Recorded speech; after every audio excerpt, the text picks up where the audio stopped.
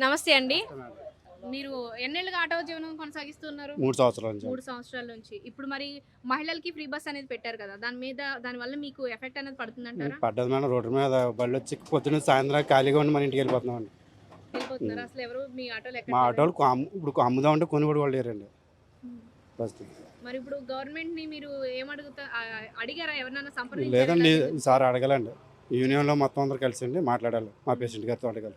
మీకేమన్నా ఆటో వాళ్ళకేమన్నా పథకాలు పెట్టడం గాని, స్కీమ్స్ పెట్టడం గాని జరిగిందా మరి? మరి ఏమి లేదు అంటున్నారు కానీ ఇప్పటికేం లేదండి. ప్రభుత్వం ఆదుకుంటుంది. మిమ్మల్ని ఆటో డ్రైవర్‌లని కూడా ఆదుకుంటది అని అనుకుంటున్నామండి అంటున్నారు మేము. కదా! మేమైతే ఆదుకుంటది అనుకుంటున్నామండి. హ్మ్. మరి ఏం చేస్తారని తెలీదండి చంద్రబాబు నాయుడు అయితే. సుమారుగా మీరు ఒక రోజు ఆటో తీసుకెళ్ళి ఎంత సంపాదించగలరు?